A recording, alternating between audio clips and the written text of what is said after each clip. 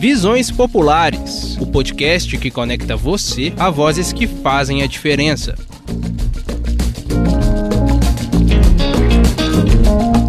Boa tarde, está começando mais um Visões Populares, trazendo para você entrevistas exclusivas, produzidas pelo Brasil de Fato de Minas Gerais. É a gente enxergar os direitos humanos e o direito das pessoas de viverem em plenitude, de buscar a felicidade, ter condição de buscar oportunidades de trabalho, de viver em coletividade na cidade, algo que não é tão fácil nos dias de hoje. Eu sou a Flora Vilela e essa semana o Visões Populares entrevista Luísa Dulce, vereadora em Belo Horizonte e líder da bancada do Partido dos Trabalhadores na Câmara Municipal de BH. Ela é economista de formação e doutora em sociologia. Tendo iniciado a sua trajetória política na universidade, Luísa trabalhou nos governos Dilma e Lula e é fundadora do movimento Bem Viver MG. A vereadora também é uma das integrantes da nossa quarta bancada do podcast Enfim Sexta. Na nossa conversa, abordamos diversos temas que têm tomado o debate público em Belo Horizonte. Falamos de direito à cidade, bem viver, do PL que institui a Operação Urbana Simplificada de Regeneração dos Bairros do Centro,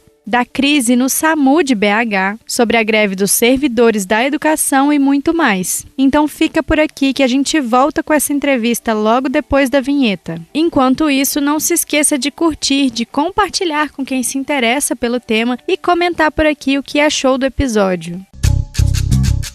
Brasil de Fato, uma visão popular de Minas Gerais, do Brasil e do mundo.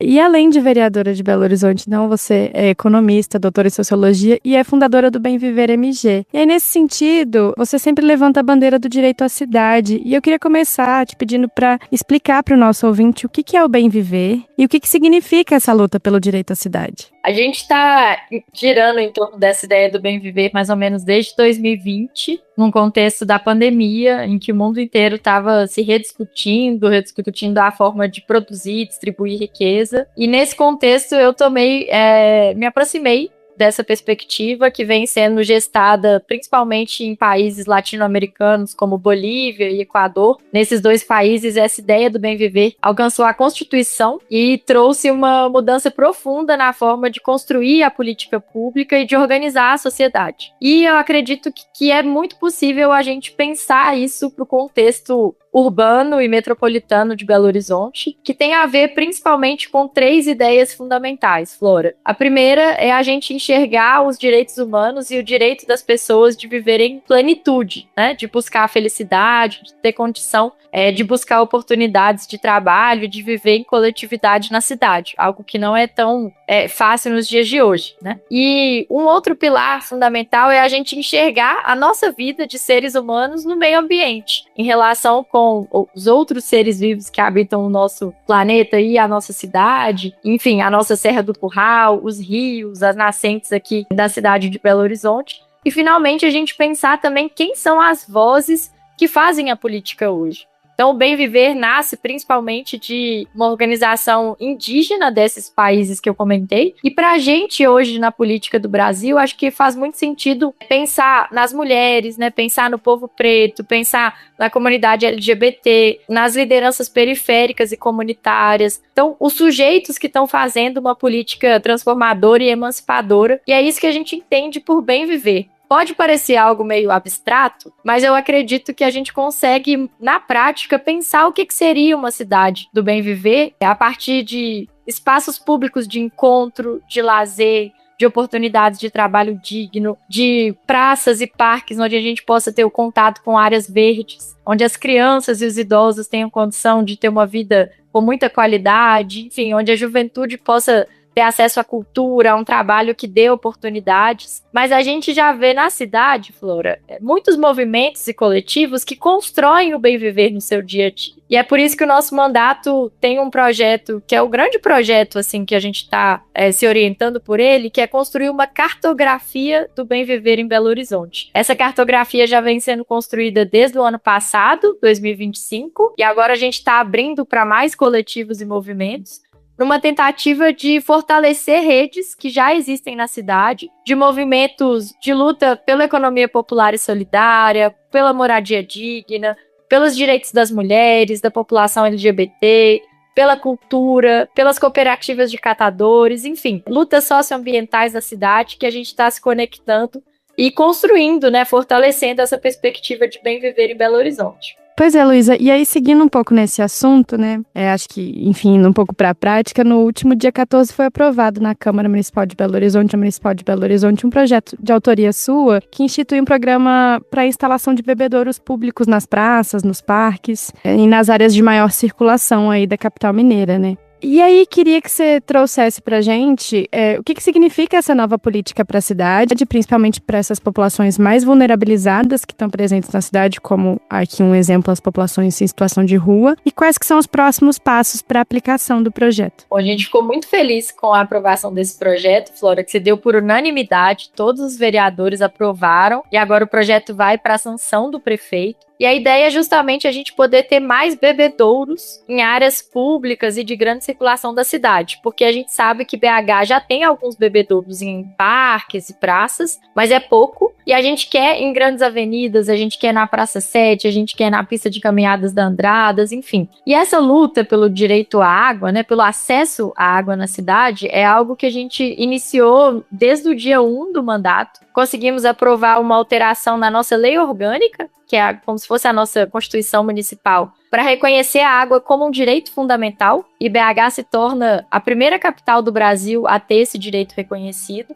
E o projeto dos bebedouros é uma forma da gente materializar isso e mostrar para as pessoas que a água de fato é um direito e não uma mercadoria. E você ter bebedouros em áreas de grande circulação é, como você falou, a gente garantir o direito para as pessoas em situação de rua, para os trabalhadores ambulantes, para quem está circulando pela cidade, às vezes uma mãe, né, que está com uma criança ou que está acompanhando uma pessoa idosa, que não tem dinheiro para comprar uma garrafinha de água. É uma forma também da gente reduzir o número de plástico, né, das garrafinhas plásticas que a gente consome. E se a gente pensar, a gente vai para um show, a gente vai para uma peça de teatro na Praça do Papa, na Praça da Estação, você ter uma água ali na Sapucaí é uma forma de permitir que as pessoas possam permanecer, né, nas ruas, ocupar as ruas com cultura, mas também com trabalho. E a gente vem defendendo esse direito à água justamente num contexto em que o ex-governador Zema autorizou a privatização da Copasa. A gente não sabe as implicações disso para o preço da tarifa, mas também para a qualidade da água que vai chegar nas nossas torneiras. E queria lembrar também que já é uma realidade, infelizmente, em Belo Horizonte.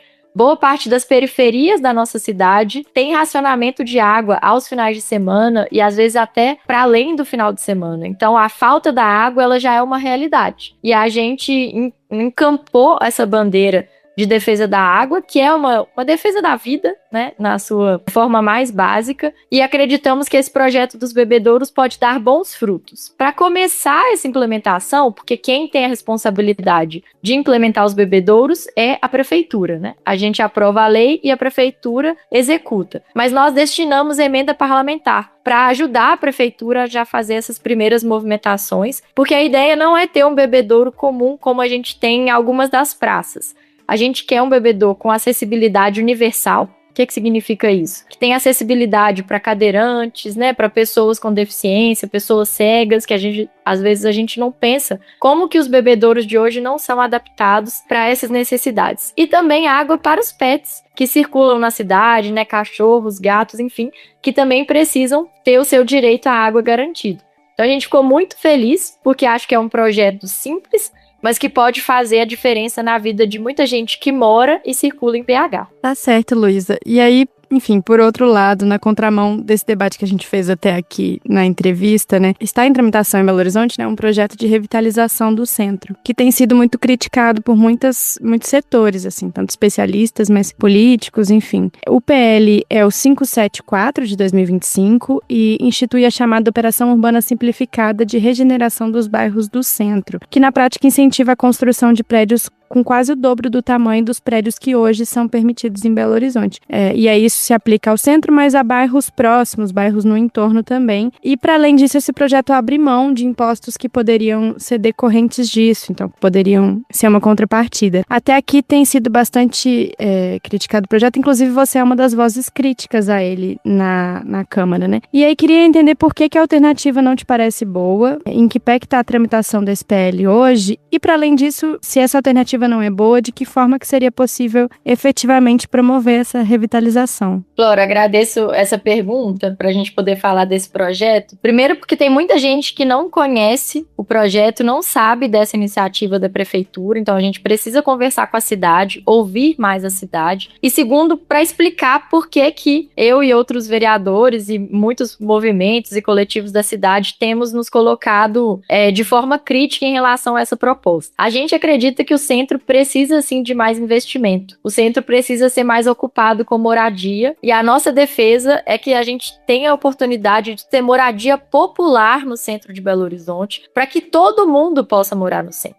Hoje o centro, pouca gente mora no centro e é caro viver lá. Então, se tem espaço, e aí eu tô falando no hipercentro, sobretudo, né, na região ali em torno da Praça 7, da Praça Raul Soares, enfim, da Praça Afonso Arinos, ali sim a gente tem ruas largas, a gente tem toda a infraestrutura de transporte, de saneamento, para que a gente possa adensar, ou seja, para que a gente possa construir sim mais prédios e para que a gente possa revitalizar prédios que hoje estão desocupados ou construir prédios em áreas de estacionamentos e alguns galpões, que seria uma boa para a gente trazer mais gente para morar no centro. Agora, a proposta da prefeitura é muito diferente disso. Embora o que saia nas propagandas, né, nas redes sociais da prefeitura, seja de que a gente vai revitalizar o centro e trazer mais moradia, todo o incentivo está sendo focado em apenas uma frente, que é a frente com o mercado imobiliário. Então, é um grande pacote de incentivo público para que o mercado imobiliário possa construir grandes edifícios no centro e, como você falou, em bairros do entorno. Agora, se a gente perguntar e olhar para o mercado imobiliário de Belo Horizonte, que está bastante aquecido, tem muita construção acontecendo na cidade. Esse mercado, ele está priorizando o quê? Construção de alto luxo, de apartamentos ou muito grandes ou muito pequenos, que são destinados, esses muito pequenos, para Airbnb ou para pessoas que vão morar sozinha. Não é para atender o que é a nossa principal preocupação, que é o déficit habitacional de Belo Horizonte.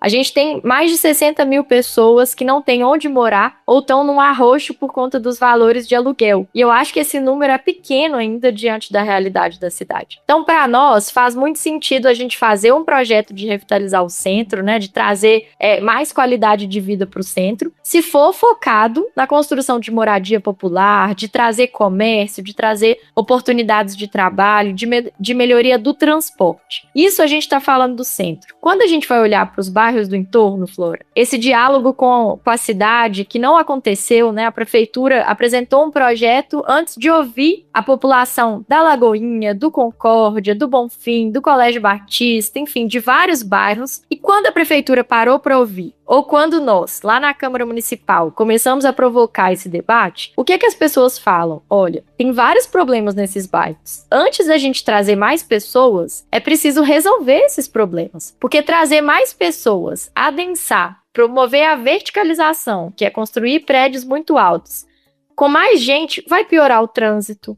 As ruas são estreitas, não tem condição de saneamento, iluminação pública, coleta de lixo. Então, acho que a prefeitura se precipitou muito. E ouvir as pessoas é fundamental. Não dá pra gente construir prédios de 50 andares, de 40 andares, no Bonfim, na Lagoinha, onde a gente tem modos de vida diferentes de quem mora no Boa Viagem, no Santa Efigênia. Esses são bairros que eu tô mencionando que estão incluídos nessa operação urbana. Então, a gente se colocou frontalmente de forma crítica, né, depois de estudar muito o projeto. Isso é importante dizer. Eu fiquei profundamente chateada com a postura da prefeitura, que chamou de fake news as críticas que a gente estava fazendo ao projeto. E aí queria dizer para quem está nos ouvindo que essas críticas foram formuladas com muita gente, com gente que é liderança comunitária, com luta dos movimentos de moradia, com arquitetos e urbanistas da UFMG, da PUC, ou seja, com muitas formas de pensar a cidade, e a gente entende que essa não é uma saída boa. A principal inspiração do prefeito é o projeto de São Paulo, que não deu certo, que acabou gerando mais déficit habitacional, ou seja, construiu moradia e aumentou o número de pessoas sem casa em São Paulo.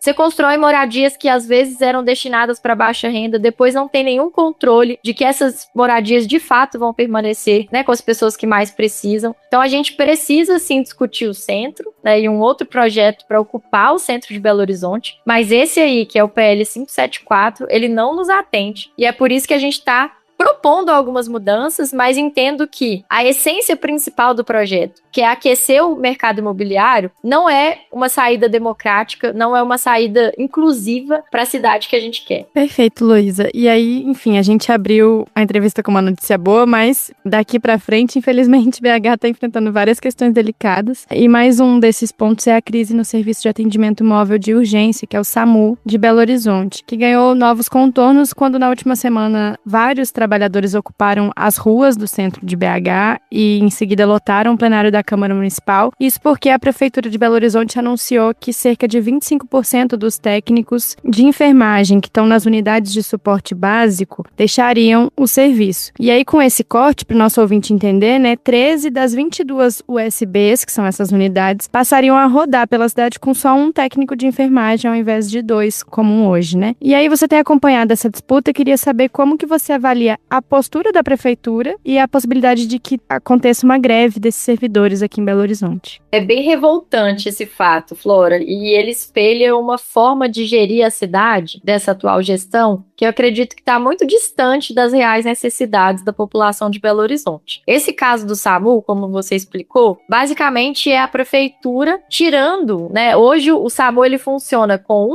um socorrista motorista e 2 técnicos de enfermagem. Então são 3 pessoas que estão ali no carro do SAMU. A Prefeitura está tirando de 2 técnicos e deixando só um. Isso compromete diretamente o atendimento do serviço do SAMU. É por isso que a população está muito revoltada e também os trabalhadores do SUS de Belo Horizonte. É importante a gente lembrar, Flora, que BH é uma das primeiras cidades onde teve SAMU. O SAMU é antigo em Belo Horizonte, daqui, né, que saiu essa ideia para que a gente pudesse nacionalizar esse serviço de atendimento móvel, que é prestado com muita qualidade. A gente sabe que o SAMU, o que a gente precisa é ampliar o SAMU e não reduzir. E isso gerou, sim, uma audiência pública extremamente mobilizada, muito cheia na Câmara Municipal. Manifestação dos trabalhadores do SAMU e do SUS de Belo Horizonte em frente à Prefeitura, em vários locais, porque, de fato, compromete a vida da população. A gente teve na semana passada um episódio de um atendimento que teve que chamar 3 ambulâncias para atender, né, uma urgência e emergência. Por quê?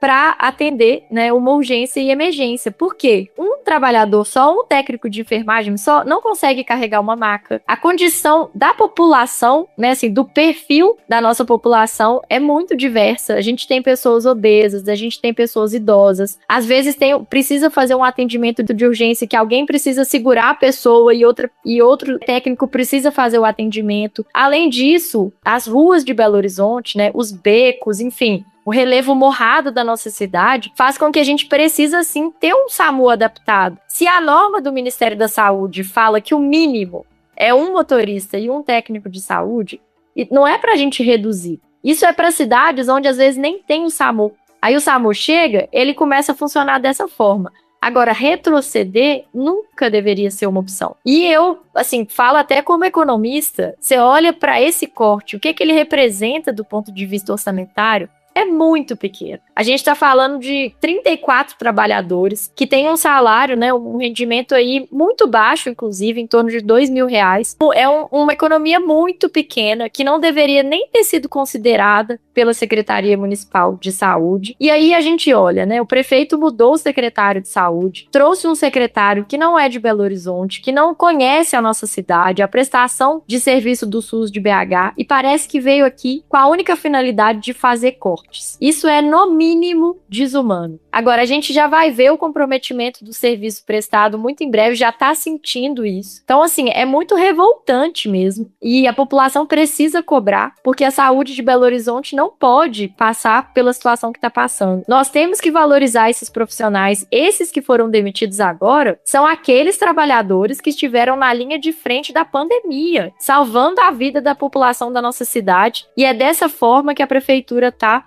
respondendo, né? Querendo reduzir e precarizar o serviço de saúde.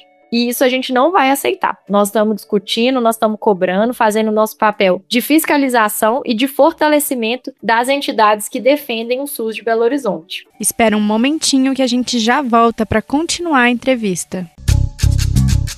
Brasil de Fato, uma visão popular de Minas Gerais, do Brasil e do mundo. Tá certo, Luísa. E aí um outro setor que também está enfrentando uma crise na capital mineira é a educação. Diante das diversas denúncias de negligência da gestão da prefeitura, cortes no financiamento e uma possibilidade de privatização, que é um cenário, inclusive, que está muito agravado entre os trabalhadores terceirizados aqui. Eu digo as cantineiras, os porteiros, os profissionais de apoio a estudantes com deficiência, por exemplo. Esses servidores, eles estão, então, por isso, paralisados em greve há semanas, né?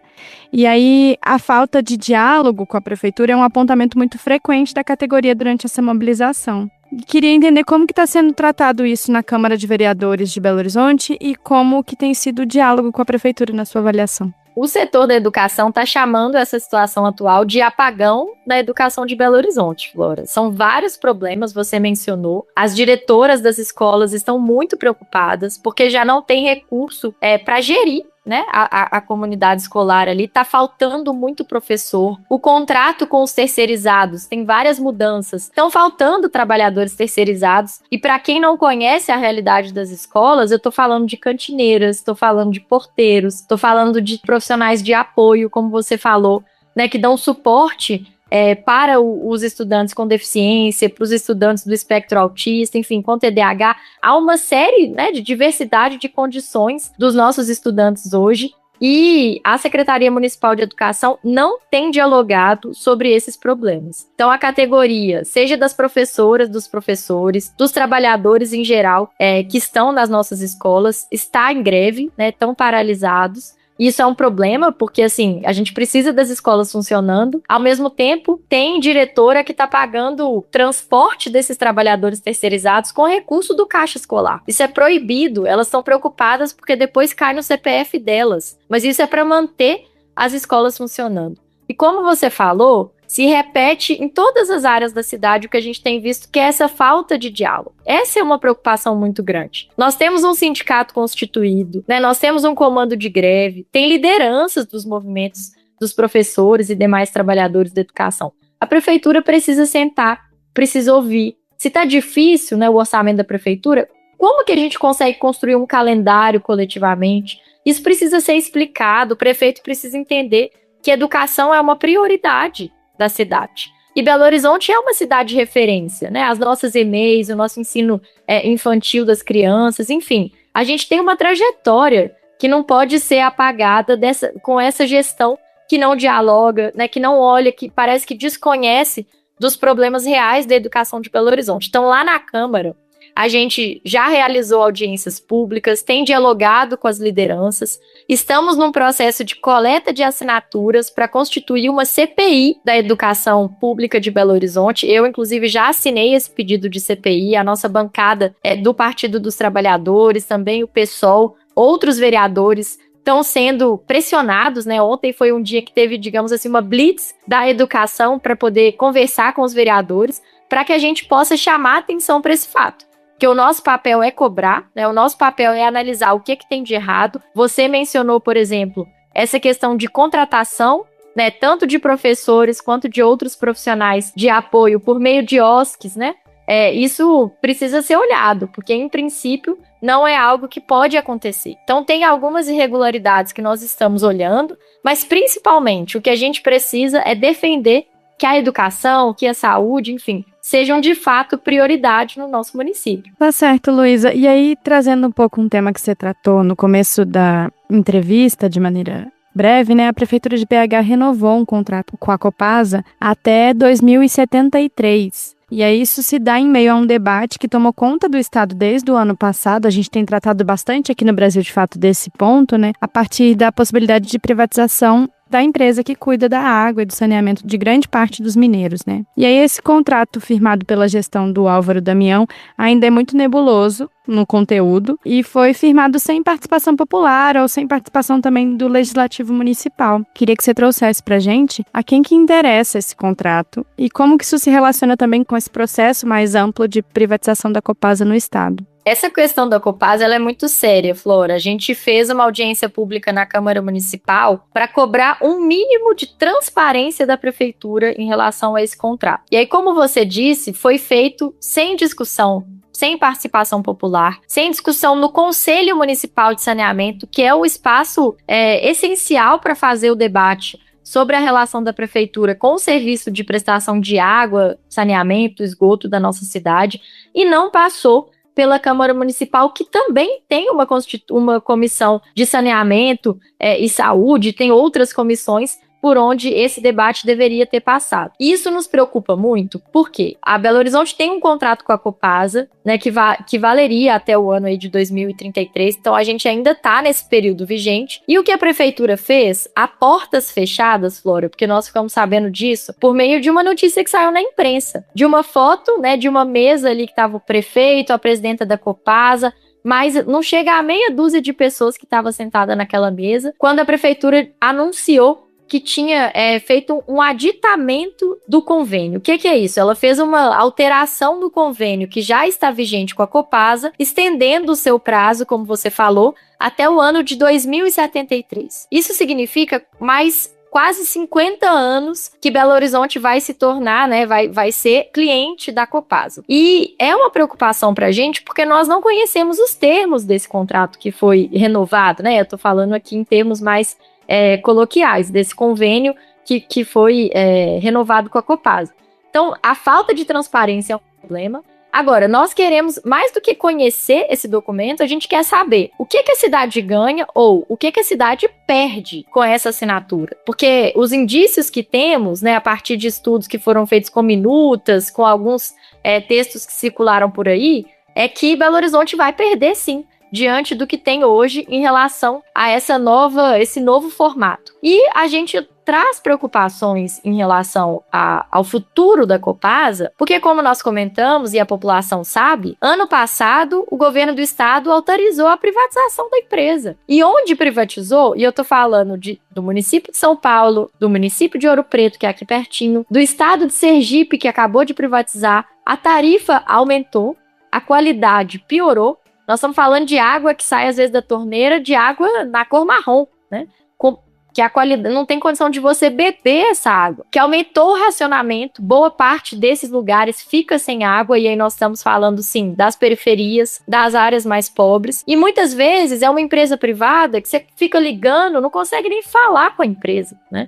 Então essa é uma preocupação muito grande. A questão da transparência, da falta do diálogo, mas também de entender o que a cidade vai ganhar. Por que eu falo isso? Tem uma preocupação com a segurança hídrica de BH, Flora. Belo Horizonte é uma cidade aí de 2.400.000 pessoas, em que a fonte da nossa água, né, o abastecimento da nossa água, vem todo de fora de BH. Então, esses mananciais, essas obras que precisam ser feitas de manutenção, né, de onde essa água é coletada pela Copasa, isso é fora de Belo Horizonte. A gente não tem segurança nenhuma de que isso está previsto no contrato, né, esse tipo de melhoria. Então, essas preocupações foram levantadas. Na audiência pública que nós fizemos lá na Câmara Municipal, a postura da Prefeitura foi lamentável, não preparou uma apresentação, não sabia responder às nossas perguntas e também a de outras pessoas, né, representantes sindicais, de usuários, enfim, de engenheiros que estavam lá trazendo as preocupações. Tivemos também alguns deputados estaduais que lutaram contra a privatização da Copasa e levantaram uma grande preocupação que eu queria também compartilhar com vocês. Ano passado, o governo do estado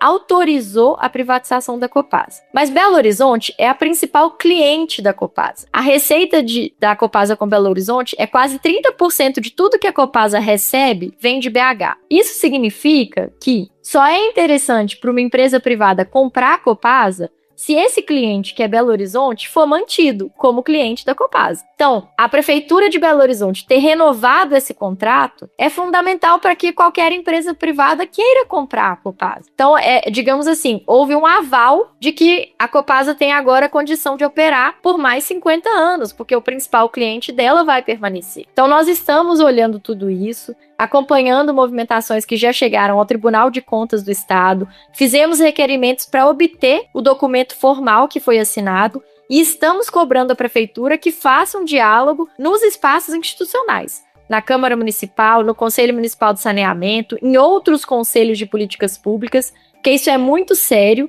pode comprometer a vida da população de Belo Horizonte e a gente não pode aceitar, né, que a Prefeitura tome decisões como essa em portas fechadas, sem dialogar com a população. Perfeito, Luísa. E aí, para fechar, então, a nossa entrevista, e aí falando também de um tema um pouco mais geral, né, que sai um pouco, a gente falou bastante da cidade, mas que sai desse contexto. Esse ano a gente tem pela frente um processo eleitoral que está se desenhando e tem tudo para ser muito acirrado, né? Além da disputa de projetos, vai estar em jogo também a nossa soberania nacional e o papel que o Brasil vai ter num cenário global que é cada vez mais conturbado. E aí, Minas Gerais é historicamente um colégio eleitoral muito importante, muito relevante, não só por conta do tamanho, a gente é o segundo colégio eleitoral maior do Brasil, né? Mas também pelo costume de entender que quem vence em Minas Gerais vence nacionalmente. Apesar disso, uma notícia recente trouxe que o nosso estado registra hoje quase 1 milhão de eleitores com título cancelado. E aí, na sua visão, o que explica esse afastamento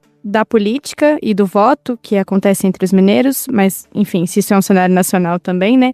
E o que isso significa num processo eleitoral que a gente tem pela frente? Eu quero começar chamando, então, a atenção de todo mundo que está nos ouvindo e dizer o seguinte, pessoal, a gente tem até dia 6 de maio para regularizar o nosso título de eleitor. Isso quer dizer que é até amanhã. Então, é possível, né, que as pessoas entrem aí no site do TSE, façam essa regularização. É fundamental que todo mundo possa participar do processo eleitoral desse ano de 2026. E a gente falou muito da cidade, Flora, de uma cidade que está no centro dessa disputa. Belo Horizonte é a capital de Minas Gerais, uma cidade que historicamente participou ativamente dos processos, que durante muito tempo teve uma opção política mais à esquerda, e que acabou caminhando, né, para o centro, enfim, com grandes manifestações também da direita nacional que são de Belo Horizonte. Estou falando do Nicolas Ferreira, estou falando também, né, do caso aí do Banco Master, da Igreja Batista da Lagoinha, que estão no centro da discussão aí dessa conjuntura desse ano. Então, para dizer que a nossa cidade e o nosso voto, né,